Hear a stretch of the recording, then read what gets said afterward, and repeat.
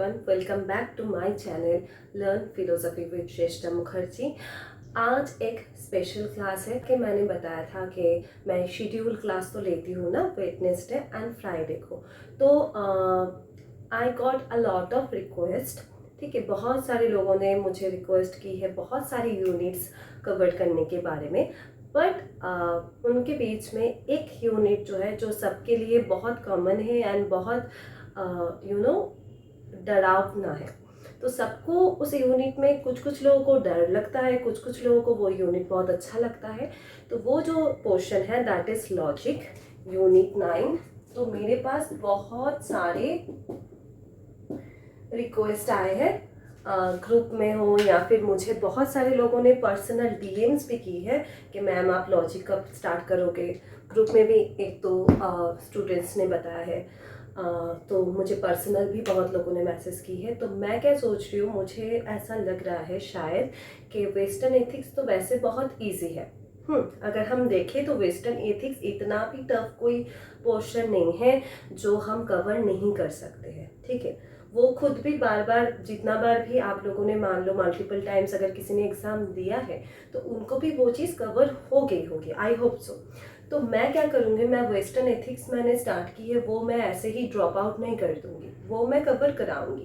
पर थोड़ा मैंने सोचा है कि क्योंकि लॉजिक का जो पोर्शन है वो इम्पॉर्टेंट है for both the paper, right. हो सकता है कि आपको मेरा वॉइस थोड़ा सा कम सुनाई पड़े, क्योंकि क्या है कि मैंने जैसे कि ग्रुप में बताया था कि मेरा थोड़ा सा तबीयत सही नहीं था, तो इसलिए क्या है मेरा आवाज़ पूरा बैठ गया है।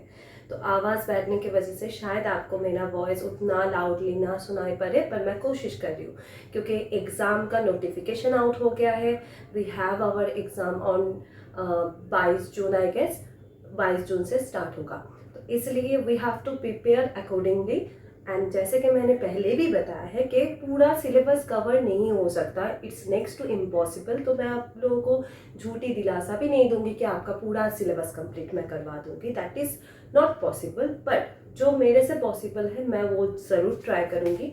तो मैंने क्या सोचा है कि लॉजिक एंड लॉजिकल रीजनिंग जो है फ्रॉम पेपर 1, तो ये दोनों ना मैं सोच रही हूँ थोड़ा सा रिवाइज करके रूटीन का जो वेडनेसडे का वीडियो मैं अपलोड करती हूँ एथिक्स पे, वेस्टर्न एथिक्स पे, तो वो मैं सोच रही हूँ यूनिट 9 पे करूँगी लॉजिक एंड लॉजिकल रीजनिंग में। इसका एक रीज़न ये है कि लॉजिक का पोर्शन बहुत इंपॉर्टेंट इसलिए है कि आप लोग अगर प्रीवियस ईयर क्वेश्चन देखोगे ना तो आपको दिखेगा कि लॉजिक से बहुत सारे क्वेश्चन हैं। मतलब मान लो कम से कम लॉजिक से 10 सवाल आते ही आते हैं, जितना मैंने देखा है। तो 20 मार्क्स, तो सोच लो ये 20 मार्क्स बस पेपर 2 के, और लॉजिकल रीजनिंग से भी 5 आते हैं 10, तो टोटल 30 मार्क्स एक यूनिट पे डिपेंड है। तो ऑब्वियसली ये हमारा ज़्यादा ज़रूरी है। यूनिट जो 4 है वेस्टर्न एथिक्स, वो भी ज़रूरी नहीं है, ये हम नहीं बोल रहे कि वहाँ से सवाल नहीं आता है, बिल्कुल ही नहीं आता है। बट अगर हम यूनिट 9 एंड जो लॉजिकल रीजनिंग है ये वाला पोर्शन के साथ अगर यूनिट 4 का कंपैरिजन करेंगे तो हम देखेंगे कि शायद यूनिट 4 से 2 या 3 सवाल आते हैं। यहाँ से कितने बनते हैं, 6। तो 6 हमारा वैसे भी सही होगा क्योंकि हम वेस्टर्न एथिक्स हमें उतना भी टफ नहीं लगता, पर ये लगता है कुछ लोगों को पता नहीं लॉजिक बहुत डर लगता है, उनको 19 रूल्स सुन के ही बुखार चढ़ जाता है। ठीक है, तो मुझे जितना लगता है कि क्यों बुखार चढ़ता है, जितने स्टूडेंट्स को मैंने पढ़ाया है लॉजिक पर्सनली, ठीक है, यूजुअली मैंने ट्यूशन दिया है या फिर मैं बहुत सालों से लॉजिक स्पेशल पेपर पे भी मैं क्लास कराती आई हूँ अपने एरिया पे। तो मुझे जितना समझ में आया है कि लोग डरते हैं इसलिए क्योंकि वो प्रैक्टिस नहीं करते हैं। ठीक है, मान लो कि मुझे एक पोर्शन बहुत डरावना लगता है, जैसे मैं खुद की बात करूँ तो पेपर 1 में मुझे हायर एजुकेशन जब मैं पढ़ती थी तो मुझे हायर एजुकेशन पता नहीं बहुत ही बोरिंग लगता है एंड मुझे डर लगता है कि पता नहीं यहाँ से क्या ही सवाल आएगा। तो इस चक्कर में मैंने हायर एजुकेशन सही से पढ़ा ही नहीं था। ठीक है, अब जब मुझे रियलाइज़ हुआ कि इसके वजह से थोड़ा सा मेरे नंबर पे असर हो रहा है तो फिर मैंने हायर एजुकेशन पढ़ना स्टार्ट किया। फिर मुझे बहुत मज़ा आना लग गया कि यहाँ पे तो पूरा एकदम क्रोनोलॉजिकली है, इसके साथ ये कनेक्टेड है, उसके साथ वो कनेक्टेड है।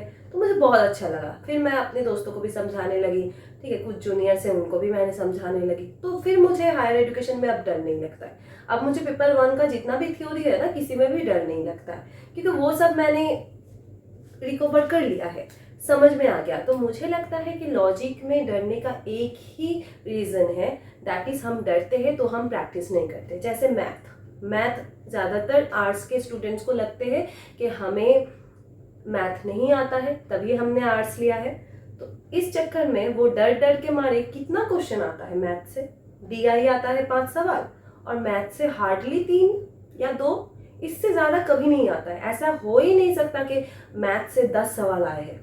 सेट में आ सकता है, जैसे हमारे वेस्ट बंगाल सेट में मैथ से बहुत सारे सवाल आते हैं, ठीक है, कम से कम 5 सवाल आते हैं मैथ से, तो वैसा अलग बात है। पर नेट में बिल्कुल ही नहीं आता, बहुत कम आता है और बहुत इजीली आता है। मतलब इतना मैंने मैथ प्रैक्टिस की है ना कि अभी मैं मैथ का भी क्लास ले सकती हूँ, ऐसा है। पर बिल्कुल आप लोग मुझे मत बताना, ये रिक्वेस्ट बिल्कुल ही मत रखना कि मैम आप मैथ का क्लास कराओ, नहीं करा सकती मैं। क्योंकि अगर 1-2 सवाल आपने अलग पूछ लिया जो मैंने नहीं कराया है या फिर मैंने नहीं की है, तो फिर वहाँ पे मुझे नहीं आएगा ना। मैं तो मैथ का एक्सपर्ट नहीं हूँ, मैं बस फिलोसफी का ही एक्सपर्ट हूँ। तो मैं वो बता सकती हूँ आपको, लॉजिकल रीजनिंग भी करा सकती हूँ, नंबर सीरीज तक भी करा सकती हूँ। पर मैथ के बारे में बिल्कुल ही, मैंने कर लिया है वो अलग बात है, पर करा सकती हूँ ऐसा बिल्कुल ही नहीं है, ठीक है।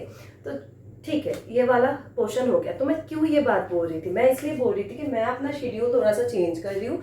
वेडनेसडे को मैं यूनिट 9 रख रही हूँ, एंड फ्राइडे को जो हमारा था ना यूनिट 5 वही रहेगा।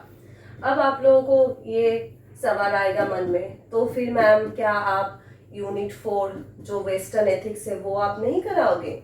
नहीं, बिल्कुल ही कराऊंगी मैं, क्यों नहीं कराऊंगी। कि मैं चीज़ों को बीच में से नहीं छोड़ती हूँ, मुझे नहीं पसंद है कोई चीज़ मैंने स्टार्ट की अचानक से उसको मैंने बंद कर दिया फिर दूसरे पे चली गई, नहीं, ऐसा करना मुझे पर्सनली बिल्कुल नहीं पसंद है। तो मैंने क्या सोच रखा है, क्योंकि मैंने बोला कि यूनिट 4 में ज़्यादा कुछ नहीं है, पर क्योंकि मैं पहली बार पढ़ा रही हूँ, मान लो कोई चीज़ हम पहली बार पढ़ते हैं तो टाइम लगता है।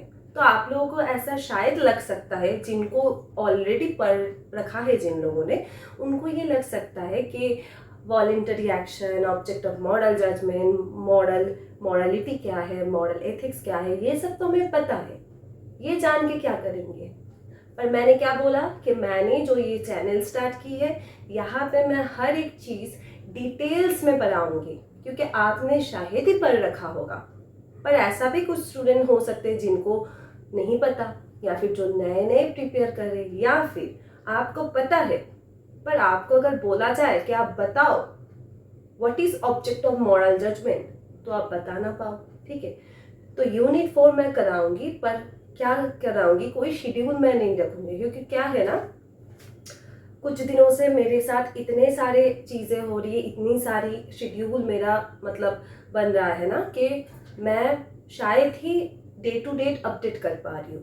तो इसलिए मैंने सोच रखा है कि लॉजिक एंड यूनिट 5 तो प्रॉपर कराऊंगी, एंड जो वेस्टर्न एथिक्स है वो मैं वीक में कोशिश करूंगी जितना दिन हो पाए मेरे से मैं उतना दिन अपलोड कर दूँ, क्योंकि वो अगर मैं ख़त्म कर दूंगी ना एक बार डिटेल्स में पूरा, तो फिर बाद में वो करने की ज़रूरत नहीं है। बाद में मान लो कि कोई एक्स्ट्रा क्वेश्चन आता है तो वो हम कवर कराएंगे, पर बाकी ज़रूरत नहीं पड़ेगी, ठीक है। तो ये चीज़ मैंने सोचा है। तो फिर मैं ये जो नया अपडेटेड रूटीन है ये मैं पोस्ट कर दूंगी, एंड एथिक्स का जो मैं क्लास लूँगी उसका मैं कोई शेड्यूल डेट नहीं रख रही हूँ, पर मैं कंप्लीट करा दूँगी। एथिक्स में क्या क्या बाकी है, हेडोनिज्म बाकी है, फिर हेडोनिस्टिक एरा से होके फिर कांट का आएगा, फिर सिस्बिक का आएगा, उसके बाद थ्योरी ऑफ पनिशमेंट आएगा, फिर जो हमारा ethics, Meta ethics, naturalism, non naturalism, ये वाला पोर्शन आएगा।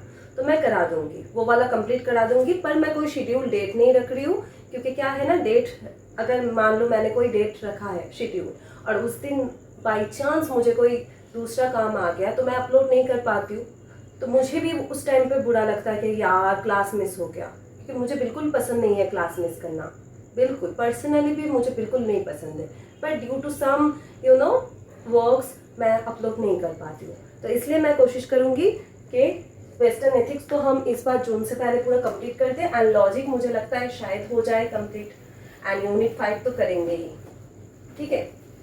एंड शायद मुझे कुछ लोगों ने ना बोला था यूनिट 1 करने के लिए। अब यूनिट 1 का क्या प्रॉब्लम है ना, यूनिट 1 बहुत ह्यूज है। मैंने बताया था आप लोगों को कि यूनिट 1 बहुत ह्यूज है। स्टार्ट हो रहा है वैदिक से, जैसे यूनिट 2 प्री सॉक्रेटिक से स्टार्ट हो रहा है, होके वो जा रहा है हेगेल, हाँ, फिर तुम्हारा ब्रैडली, उसके बाद आ जा रहा है रिसेंट वेस्टर्न फिलोसफी। तो ये जो एक क्रोनोलॉजी वाइज जा रहा है, तो ये बहुत ज़्यादा टॉपिक्स है इनके अंदर। ऐसा नहीं है कि मैं जस्ट बता दूँ आपको कि प्लेटो ने ये बोला था, एरिस्टोटल ने ये बोला था, डेकार्ट ने ये बोला था, नहीं ना। मैं पूरा एकदम जितना टॉपिक्स है डिटेल में बना रही हूँ, तो टाइम लगेगा। तो जैसे कि मैंने पहले भी बताया था कि मान लो कि जिन लोगों ने मुझे बोला यूनिट 1, कुछ ने बोला था यूनिट 2, ठीक है, तो जिनको जो पोर्शन में दिक्कत है, मतलब पर्टिकुलरली मान लो यूनिट 1 में किसी को न्याय वैशेषिक में प्रॉब्लम है, या फिर किसी को मीमांसा में प्रॉब्लम है, या फिर हो सकता है किसी को वेदांतों का जो माया कंसेप्ट है वहाँ पे प्रॉब्लम है, तो आप लोग क्या करो कि आप एक मतलब पर्टिकुलर टॉपिक दो, तो क्या होता है ना, चीज़ें आसान हो जाती है। मैं कवर कराऊंगी पूरा, पर क्या है, we have shortage of time right now. अगर हम जून के एग्ज़ाम के हिसाब से देखें तो हमारे पास थोड़ा सा टाइम की कमी है, राइट। तो इसलिए अगर आप लोग मान लो कि मुझे बता देते हो कि मैम आप मुझे थोड़ा सा माया का कंसेप्ट बताओ, या फिर कोई बोलता है कि मैम आप जो है कोपरनिकस जो रिवोल्यूशन है उसके बारे में बताओ, अगर ऐसा होता है मान लो, तो क्या होगा ना, चीज़ें थोड़ा सा शॉर्टेज होगा। तो मैं वही बोल रही हूँ कि मैं लॉजिक स्टार्ट कर दूंगी, क्योंकि लॉजिक बहुत इंपॉर्टेंट है। सच में logic is very important portion right now. Net का जैसा सवाल आ रहा है ना, लॉजिक पे वो लोग बहुत फोकस कर रहे हैं, इवन इन पेपर 1 ऑल्सो, ठीक है। तो इसलिए आप लोग क्या करो कि इंडिविजुअली जो भी ये वीडियो देख रहा है उसका किसी ना किसी पोर्शन में डाउट होगा, तो आप वो चीज़ कमेंट करो, या फिर आप ग्रुप में लिखो, या फिर आप मुझे मेल करो, आप कुछ भी करो, पर आप पहले सॉर्ट कर दो कि ये पोर्शन में थोड़ा सा ना दिक्कत आ रहा है, आप एक बार ये चीज़ बता दो। वो चीज़ ज़रूर कुछ होगा, तो वो आप करो, तो क्या होगा ना, मैं उस हिसाब से एक लिस्ट बना लूँगी, उस हिसाब से मैं फिर वीडियो डालूंगी, और शेड्यूल वाला रहेगा, ठीक है। ओके, चलो अब स्टार्ट करते हैं। मैंने बोला था कि ये एक मेरा एक्स्ट्रा क्लास है, तो ये एक्स्ट्रा क्लास लेने के पीछे की मोटिव यही है कि थोड़ा सा मैं चीज़ों को सॉर्ट आउट करती हूँ, क्योंकि चीज़ें ना बहुत ज़्यादा मिक्सड अप हो गए हैं। जो यूनिट्स मैं पढ़ा रही हूँ, ऐसा नहीं है कि वो यूनिट्स इंपॉर्टेंट नहीं है, पर उसके अलावा भी बहुत सारी इंपॉर्टेंट यूनिट्स है, तो बहुत लोगों को बहुत सारी कन्फ्यूजन होगी। This is very normal. Okay, तो हम क्या स्टार्ट करेंगे, logic. This is my personal most favourite unit. ये जो पूरा सिलेबस है इसमें लॉजिक मेरा सबसे फेवरेट है, because from graduation to post graduation, उसके बाद भी हर टाइम मैं लॉजिक से इतना कनेक्टेड हूँ ना कि मुझे बाकी जो यूनिट्स है ये बुरे लगते हैं ऐसा नहीं है, पर ये बहुत ज़्यादा अच्छा लगता है। नहीं होता कि मुझे बहुत सारी चीज़ें पसंद है, पर बिरयानी कुछ ज़्यादा ही अच्छा लगता है, तो ऐसा बोल सकते हैं हम कि मेरे लिए logic is very important. And जो लोग ना लॉजिक को बोलते हैं कि यार बहुत टफ है, समझ में ही नहीं आता है, क्या ही बोल रहे हैं, मुझे बहुत गुस्सा आता है, क्योंकि ऐसा कुछ भी नहीं है जो आपको नहीं आएगा, ऐसा कुछ भी नहीं बोला गया है। बस सीखने का तरीका मैटर करता है, और आप कितना प्रैक्टिस कर रहे हो। मेरे कॉलेज के प्रोफेसर ने मुझे बोला था कि कितना भी तुम्हारे पास नॉलेज हो, कितना भी लॉजिक तुमको लग रहा है कि तुम्हें आता है, पर डेली एटलीस्ट फॉर 10 मिनट तुम बैठ के प्रैक्टिस करना। जो तुमने कर लिया है ऑलरेडी सॉल्व, उसको ही अगेन सॉल्व करो। तो ये अगर आप लोग भी करोगे ना, जिनको लगता है लॉजिक में प्रॉब्लम, जिनको नहीं लगता है फिर भी आप भी प्रैक्टिस करो, क्योंकि बहुत सारे सॉल्व होते हैं, 19 रूल से आते हैं, सवाल आते हैं, आजकल तो सवाल भी आ रहे हैं क्वांटिफिकेशन से, रूल से, कि यूआई रूल का जो डेफिनेशन है, वहां से सवाल आ रहे हैं। क्वांटिफिकेशन हो गया, क्योंकि इंटरव्यू में आपको अगर बोल दिया गया कि एक क्वांटिफिकेशन दे के कि आप ये सॉल्व करो, अगर आपको नहीं आता है, that was very embarrassing, right. आप नेट सेट क्वालिफाई करके, स्पेशल पेपर करके, इतना कुछ करके, अच्छा मार्क्स लेके आप इंटरव्यू देने गए हो और आपको 19 रूल्स नहीं आता, क्वांटिफिकेशन नहीं आता, कैसा इंप्रेशन पड़ेगा। तो इसलिए आपको डेली प्रैक्टिस करनी है, चाहे कितना भी आप बिजी हो, 10 से 15 मिनट आपके पास होगा, सबके पास होगा, क्योंकि सब लोग हम बैठ के सोशल मीडिया चलाते हैं। तो उस टाइम पे आप खुद पे इन्वेस्ट करना, ठीक है। चलो हो गया, बहुत सारी बातें हो गई, बाहर की बातें हो गई, अब थोड़ा सा काम की बात करते हैं, दैट इज लॉजिक।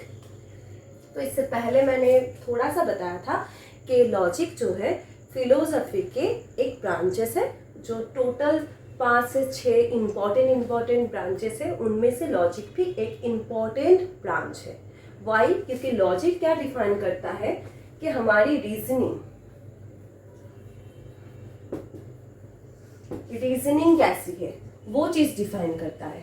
तो इसलिए logic is very very very much important portion for our own reasoning, ठीक है। तो ये जो लॉजिक वर्ड है, this word is derive from Greek word logos. Logic word जो है ये ग्रीक वर्ड लोगोस से डिराइव हुआ है, ठीक है। तो इस वर्ड की क्या मीनिंग है? इसका मीनिंग है आइदर थॉट और लैंग्वेज। इट मीन्स थॉट्स और लैंग्वेज, ठीक है, थॉट्स और लैंग्वेज। तो ये जो मान लो थॉट्स और लैंग्वेज और थॉट्स और रीजनिंग, थॉट्स की जगह पे हम रीजनिंग भी बोल सकते हैं या फिर रीजंस भी बोल सकते हैं। तो ये चीज, जैसे मान लो कि कोई एक सेंटेंस बोला जा रहा है, कोई भी एक सेंटेंस, तो उस पे आप कैसा रीजनिंग लगा रहे हो। हम नहीं बोलते क्या बेकार सा रीजनिंग दिया, तो हमें कैसे समझ में आ रहा है कि उसने बेकार सा रीजनिंग दिया है? कैसे समझ में आ रहा है? Because we are rational human being, right, we are rational animals. So तो हमें पता है कि कौन सी चीज़ में कैसे रीजनिंग दिया जाता है। तो लॉजिक हमें वही सिखाने में मदद करते हैं कि कैसे हम रीजन देंगे। तो ये जो लॉजिक का पोर्शन है, this all are connected with our daily life sentences. Daily life में हम जो बातें बोलते रहते, वही सारी चीज़ यहाँ पे कनेक्टेड है, ओके। अच्छा, तो यहाँ से हम लॉजिक से यूजुअली हम देख पाते हैं या फिर हम डिस्टिंग्विश कर सकते हैं between good and bad reasoning, ठीक है। ये तो बेसिक बात है कि कौन सा रीजन सही है, कौन सा रीजन गलत है, ये सब हम यहाँ पे देख सकते हैं, ओके। अच्छा, अब क्या है कि लॉजिक में कौन सी चीज बहुत इंपॉर्टेंट है। मान लो मैं बोल रही हूँ all men are mortal, Ram is a man, therefore Ram is mortal। तो ये जो स्ट्रक्चर है, इसको हम क्या बोलते हैं लॉजिक में? This structure is called as an argument, ठीक है। This structure is called as an argument. पर ये जो चीज है, 3 सेपरेट चीजें हैं, राइट, 3 सेंटेंसेस है, right, okay. So all men are mortal, Ram is a man, Ram is therefore mortal, mortal और मॉर्टल मीन व्हाटएवर, ठीक है। अब ये जो चीज मैंने बोली कि यहाँ पे 3 सेंटेंसेस है, तो क्या हमारे लॉजिक में ये जो 3 चीजें हैं, इनको सेंटेंसेस बोले जाते हैं या स्टेटमेंट बोलते हैं या फिर प्रपोजिशन बोलते हैं, राइट। तो मुझे एक इंटरव्यू में सवाल पूछा गया था, what is the difference between a statement and a sentence. जब मैंने बता दी कि ये वाला एक पर्टिकुलर सेंटेंस होते हैं, इंडिकेटिव सेंटेंस, उसको ही हम बस प्रपोजिशन बोल सकते हैं। तो बोला क्यों, बाकियों को क्यों नहीं बोल सकते हैं? मतलब समझ रहे हो, आपको फिर एकदम गहराई में पता होनी चाहिए कि what is the difference between a sentence, a statement and a proposition. क्या इन सारी चीजों को हम प्रोपोजिशन बोल रहे हैं, तो क्या ये सेंटेंस नहीं है? तो फिर सेंटेंस क्या है और स्टेटमेंट भी क्या है? तो अभी हम क्या पढ़ेंगे, सबसे पहले कौन सी चीज पढ़ेंगे? दैट इज 3 चीजें पढ़ेंगे, सेंटेंस, स्टेटमेंट एंड प्रोपोजिशन। तो बिना प्रोपोजिशन का हम कोई भी आर्गुमेंट नहीं बना सकते, बना ही नहीं सकते। जैसे मान लो कि जो हमारा मोड फिगर्स है वहां पे 3 प्रोपोजिशन होते हैं ना, one is minor and major premise and another one is conclusion. तो ये प्रेमिसेस ही नहीं होंगे, हमारा प्रोपोजिशन ही नहीं होगा, तो हम कैसे बनाएंगे आर्गुमेंट, राइट? पर इन तीनों में डिफरेंसेस क्या है सुनने में, या फिर यूजुअली हम जब यूज करते हैं तो ये तीनों ही तो सेम ही लगते हैं। इनमें अलग क्या है, क्यों हम इन तीनों चीजों को अलग सोच रहे हैं, राइट? ये जो सेंटेंस होते हैं, ठीक है, तो सेंटेंसेस क्या होते हैं ना, बहुत तरीके के होते हैं। सेंटेंसेस बहुत ही सारे तरीके के होते हैं। जैसे कि मान लो कि हम बोलते हैं hurray we won the match, या फिर मान लो डू द टास्क। तो ऐसे बहुत सारे सेंटेंसेस होते हैं। तो बेसिकली मैं क्या बोलने की कोशिश कर रही हूँ कि सेंटेंस जो है इट इज अ यूनिट और अ पार्ट ऑफ लैंग्वेज, ठीक है, यूनिट और पार्ट ऑफ लैंग्वेज। तो हमारा जो सेंटेंसेस है, सेंटेंसेस बहुत सारे तरीके के होते हैं, पर ये जो चीज़ है hurray we won the match, do the task, are you okay, तो ये जो सारे सेंटेंसेस होते हैं, क्या ये सारे सेंटेंसेस हमारे प्रोपोजिशन है? क्या हम इन सारे सेंटेंसेस को प्रोपोजिशन बोल सकते हैं? क्या बोल सकते हैं हम? नहीं बोल सकते हैं। क्यों नहीं बोल सकते? क्योंकि प्रोपोजिशन क्या है, पहले सबको ये पता होनी चाहिए कि व्हाट इज प्रोपोजिशन। मैं ये सोच रही हूँ कि शायद आपको पता है। जो लोग वीडियो देखोगे आप लोग कमेंट करना दैट व्हाट इज प्रोपोजिशन। मैं ये जानना चाहती हूँ आप लोगों से कि क्या आपको ये बेसिक चीज़ें पता है कि व्हाट इज प्रोपोजिशन। मुझे तो पता है, मैं बताऊंगी भी, पर मैं चाहती हूँ कि आप लोगों को भी ये चीज़, ये जो सारे सवाल है what is proposition, what is sentence, ये सारी चीज़ें पता होनी चाहिए। ओके, तो क्या है ना कि सेंटेंस में हमारे ऐसे बहुत सारी चीज़ें हैं, बहुत सारे ह्यूज सेंटेंसेस है। पर प्रोपोजिशन क्या होता है? प्रोपोजिशन एक ऐसा चीज़ है जहाँ पे ना हम आइदर किसी चीज़ को एक्सेप्ट कर रहे हैं, किसी भी फैक्ट को एक्सेप्ट कर रहे हैं, या फिर किसी भी फैक्ट को डिनाई कर रहे हैं किसी भी फैक्ट को, ठीक है। तो जैसे कि हमारे बहुत सारे सेंटेंसेस है, मैं थोड़ा सा यहाँ पे लिख देती हूँ कितने सारे सेंटेंसेस है, बहुत सारे सेंटेंसेस है। जैसे कि मान लो एक्सक्लेमेटोरी, then interrogative,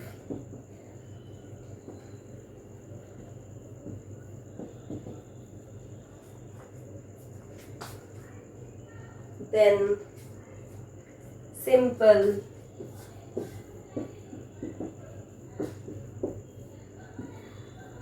कमांड।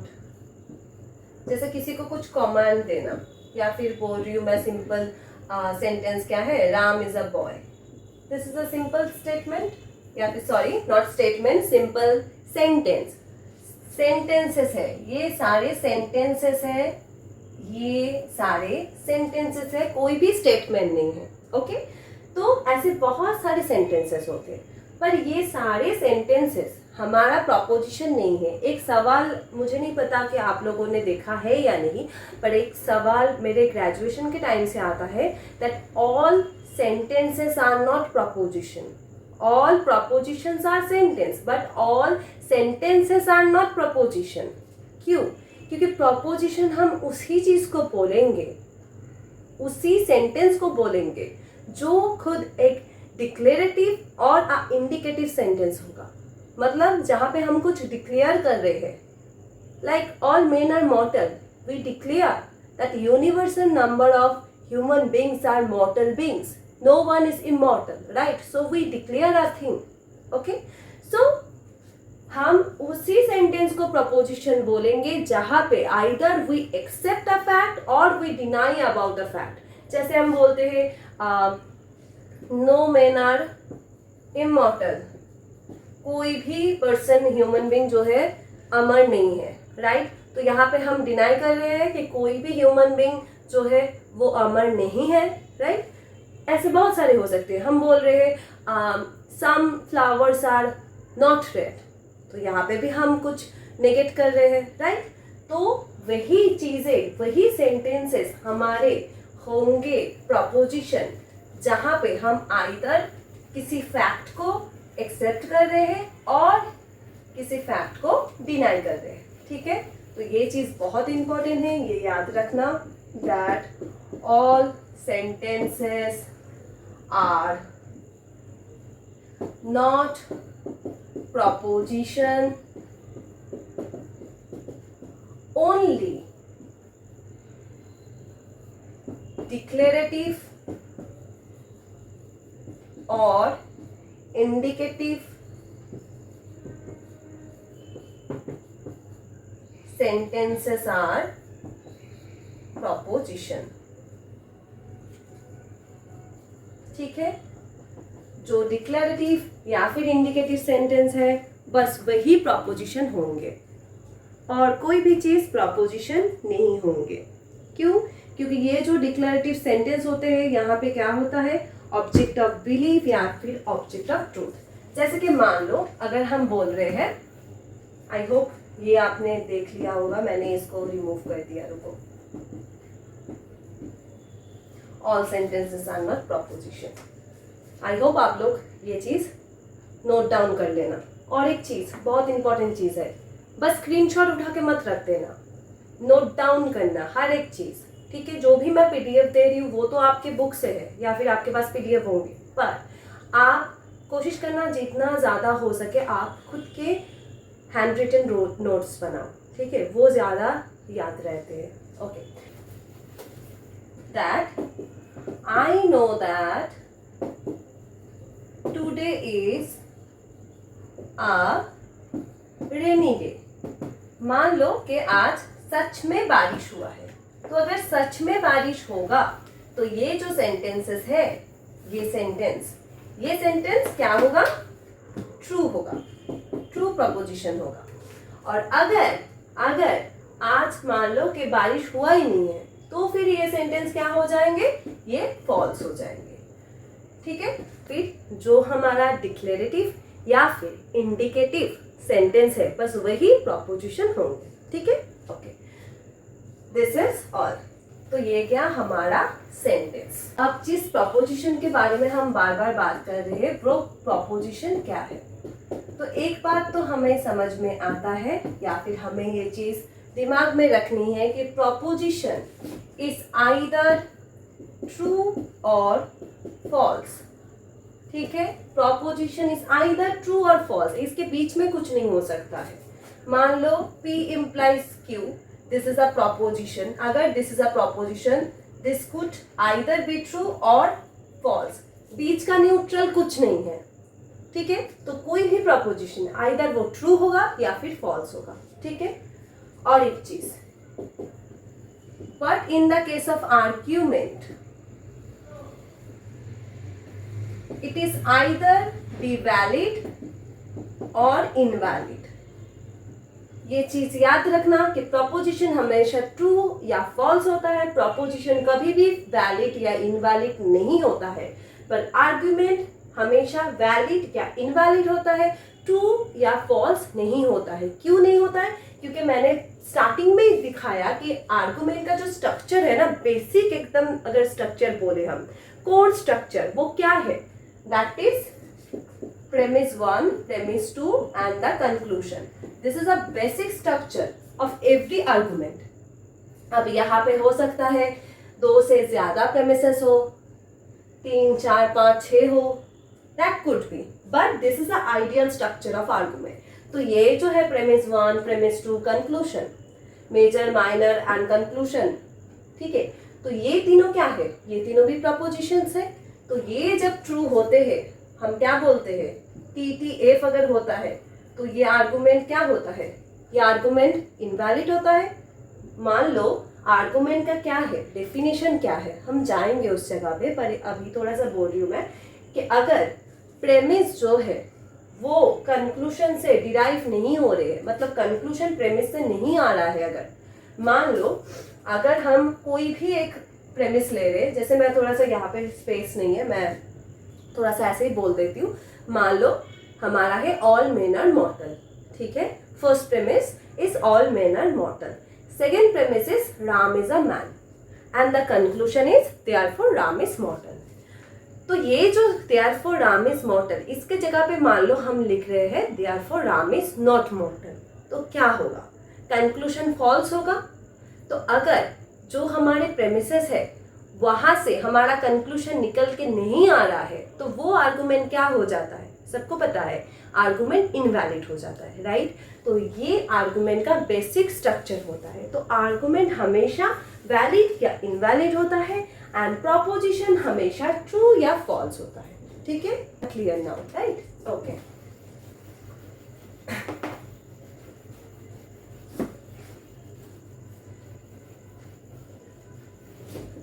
देखो जैसा कि मैंने बताया that all propositions are sentence but all sentences are not proposition. Why?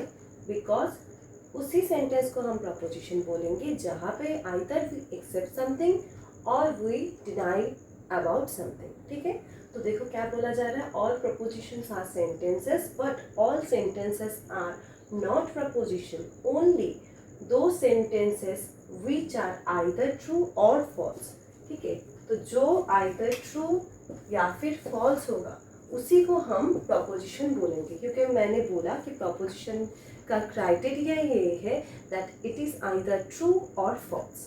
ठीक है, एंड आर्गुमेंट का क्राइटेरिया है इट इज़ आइदर वैलिड और invalid. Okay, I think this is now clear to everyone, right? Okay, so this is about proposition and sentences.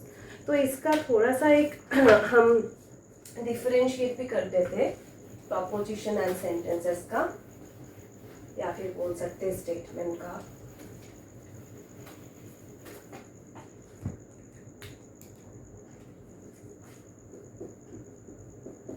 Proposition and sentence.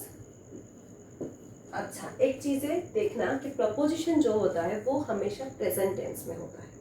कभी हम नहीं बोलते Ram was a man therefore Ram was a मॉर्टल, ऐसा नहीं बोलते, हमेशा present में होता है. हम जैसे भी मतलब मान लो ए आई ओ जो प्रोपोजिशंस है जिनके बारे में हम बात करेंगे वो भी देखना all men are mortal, is are present tense में होता है. प्रोपोजिशन हमेशा प्रेजेंट टेंस में होता है. ठीक है, ओके. तो यहाँ पे पहली जो इन दोनों के बीच में डिफरेंसेस है वो क्या होगी? वो यही होंगी कि ये जो सेंटेंसेस होते हैं मतलब proposition, this is very obvious that it is either true और फॉल्स. बट सेंटेंसेस क्या होते हैं? It is meaningful group of words in a grammatical order. जैसे कि मान लो अगर ऐसा हमने लिखा इज राम मैन, ऐसे लिखा, ए इज राम मैन ए ऐसे लिखा, तो यहाँ पे इस सेंटेंस में कोई भी मीनिंग हमें समझ में आ रहा है? ये सन, ये भी सवाल मुझसे पूछा गया था कि मान लो कि इसका हमने ऑर्डर ही चेंज कर दिया, तो क्या this is consider as a sentence? ये भी तो सेंटेंस ही है ना, इज राम मैन आ, राइट? पर नहीं, क्या प्रॉब्लम हो रहा है यहाँ पे? ऑर्डर, मीनिंगफुल ऑर्डर नहीं है. ये सेंटेंस पढ़ के हमें कोई भी मीनिंग समझ में नहीं आ रहा है. तो सेंटेंस वही होगी जहाँ पे हमें किसी भी चीज़ की मीनिंग समझ में आएगी, means it has to be in a meaningful order. जैसे मान लो इसको अगर हम ऐसे लिखते हैं, राम इज अ मैन, तो समझ में आ रहा है हमको, तो that means it has a separate order. Language का भी तो एक ऑर्डर है ना, ये जो मैं एक बात बता रही हूँ, बताने का ये जो ऑर्डर है, ठीक है, सेंटेंस बोलने का ये जो ऑर्डर है, ये अगर मैं ऐसे अजीब तरीके से बताऊँ कि आपको समझ में ही नहीं आएगा। We know that language is a medium for communication, right. तो कम्युनिकेशन तभी होगी जब हमें वो चीज़ या वो सेंटेंस या वो जो लैंग्वेज के बारे में हम बात कर रहे हैं, जिस लैंग्वेज के माध्यम से हम बात कर रहे हैं, वो हमें समझ में आएगा, राइट। तो सेंटेंस वही है जहाँ पे एक मीनिंगफुल ऑर्डर मेंटेन होता है, ठीक है, ओके।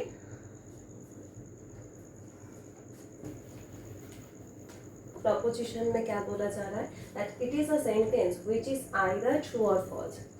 बेसिक बात, सेंटेंस में जो मैंने बोला कि it is a meaningful group of words in a grammatical order maintain हो रहा है। Next, a preposition is conveyed through a sentence. Sentence के माध्यम से ही हम प्रपोजिशन तक पहुंच रहे हैं ना। Preposition is conveyed through a sentence, तो प्रपोजिशन जो है सेंटेंस के माध्यम से कन्वेट हो रहा है। जैसे कि मैंने बताया ऑलरेडी कि प्रपोजिशन में क्या होता है कि कौन सा सेंटेंस प्रपोजिशन होता है, ओनली जो डिक्लेरेटिव वाला होता है, जहाँ पे either we accept a fact और वी डिनाई अ फैक्ट, ठीक है। तो that is proposition. And about sentence, a sentence is a vehicle through which a statement is express. तो सेंटेंस क्या होता है, जो एक व्हीकल है, ठीक है। जैसे कि मान लो कोई हम कहीं पे जाते हैं तो बस से, मेट्रो से जा रहे, दोज ऑल आर व्हीकल। तो सेंटेंस एक व्हीकल है जिसके माध्यम से हम स्टेटमेंट में जो एक्सप्रेस करते हैं ना, स्टेटमेंट उसको एक्सप्रेस करते हैं, ठीक है। तो ये हम बस अभी पढ़ रहे हैं सेंटेंस एंड प्रपोजिशन, ठीक है, नॉट स्टेटमेंट। तो स्टेटमेंट क्या है वो हम पढ़ेंगे, ठीक है, पर कंफ्यूजन नहीं होनी चाहिए, ठीक है, मिक्स मत कर देना चीज़ों को, okay. So this is sentence, okay. Next,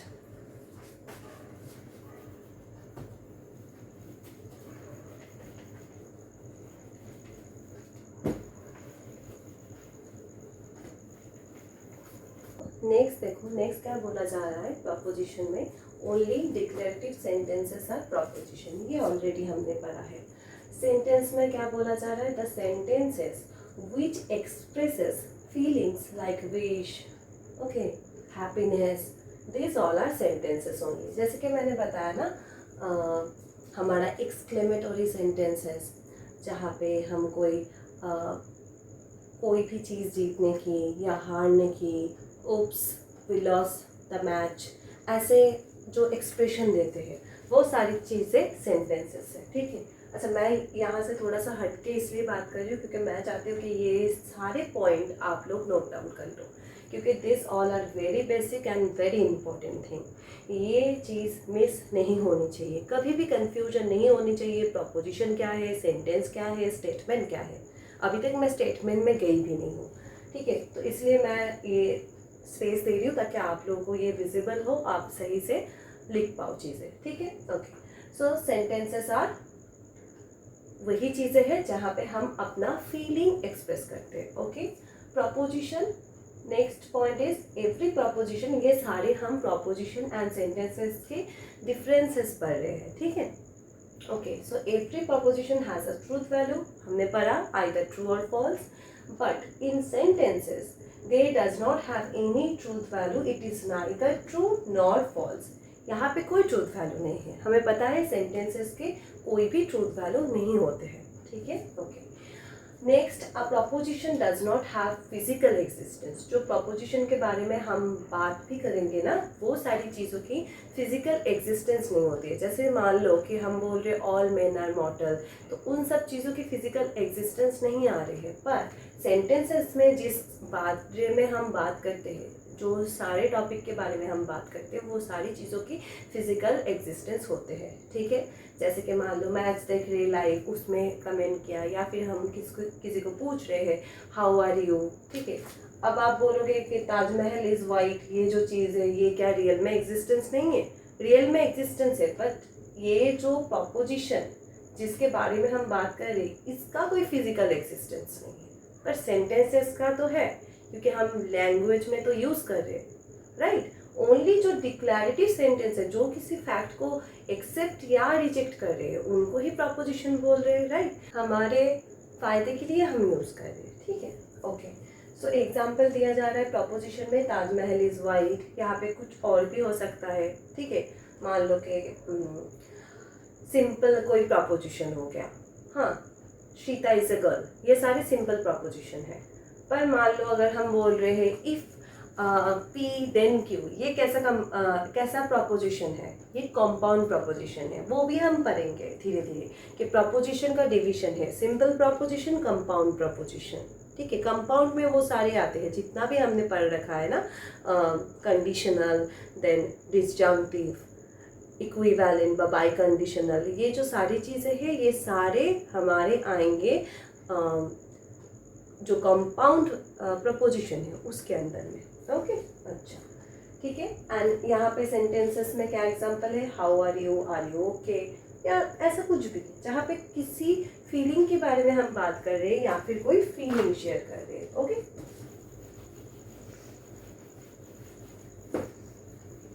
अब नेक्स्ट है हमारा, ये तो क्या हमारा देखो प्रपोजिशन भी हो गया, सेंटेंसेस भी हो गया।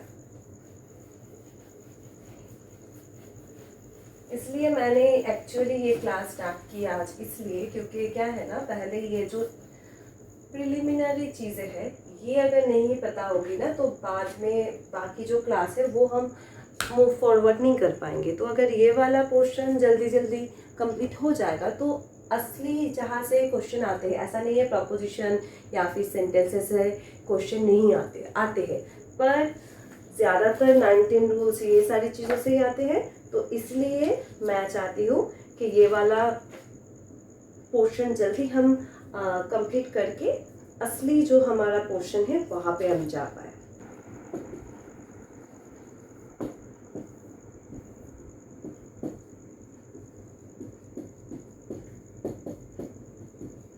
ओके, तो स्टेटमेंट क्या है? स्टेटमेंट यहाँ पे एक्चुअली कंसीडर हो रहे हैं एज ए प्रपोजिशन, ठीक है। प्रपोजिशन के हिसाब से यहाँ पे स्टेटमेंट मतलब प्रपोजिशन और लॉजिक में स्टेटमेंट को प्रपोजिशन के हिसाब से ही पकड़ा जाता है, जहाँ पे हम ट्रू या फॉल्स देखते हैं। बट यूजुअली अ स्टेटमेंट क्या होता है? जहाँ पे आइदर दैट इज करेक्ट और इनकरेक्ट, क्योंकि सेंटेंसेस में क्या होता है, सेंटेंसेस में भी ये चीज़ होता है आइदर इट इज करेक्ट और इनकरेक्ट, पर प्रपोजिशन में ट्रू फॉल्स आ जाता है, पर स्टेटमेंट में वैसा नहीं होता, ठीक है। तो statement is actually equivalent to proposition, but अगर हम नॉर्मल स्टेटमेंट के बारे में बात करें कि व्हाट इज अ स्टेटमेंट, ठीक है, तो उस हिसाब से अगर हम देखेंगे तो स्टेटमेंट क्या है?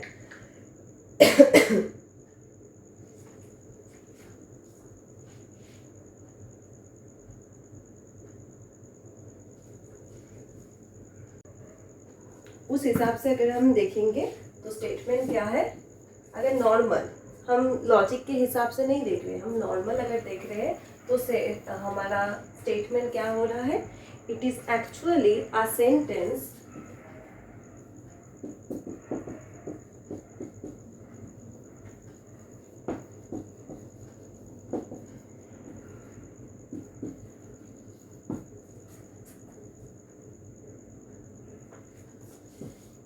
that says something true, ठीक है, like पिज़्ज़ा इज डिलीशियस।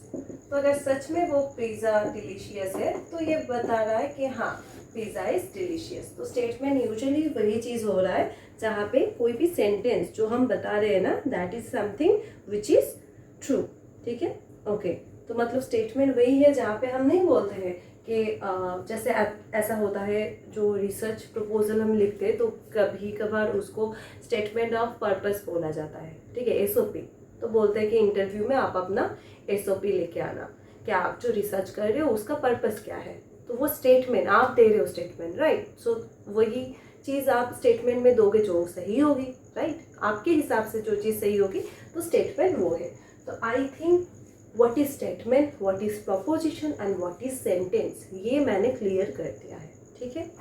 अब ये जो प्रपोजिशन है, इसके जो डिवीजन है, जहाँ से हमारा क्वालिटी एंड क्वांटिटी का डिवीजन आ रहा है, देन डिस्ट्रीब्यूशन ऑफ टर्म्स आ रहे हैं, तो ये सारी जो बेसिक कैटेगोरिकल प्रपोजिशन है ये हम नेक्स्ट क्लास से स्टार्ट करेंगे। नेक्स्ट क्लास में वेडनेसडे ही मैं इसका वीडियो अपलोड करूँगी, ठीक है, जहाँ पे मैं ये पूरा कैटेगोरिकल प्रपोजिशन वाला, पहले तो डिस्ट्रीब्यूशन ऑफ टर्म्स आएंगे, ठीक है, उसके बाद हमारा क्वालिटी क्वांटिटी का डिवीजन होगा, उसके बाद कैटेगोरिकल प्रपोजिशन आएंगे, उसके बाद वहाँ से कनेक्ट होके थोड़ा सा हम वेन डायग्राम भी देख सकते हैं।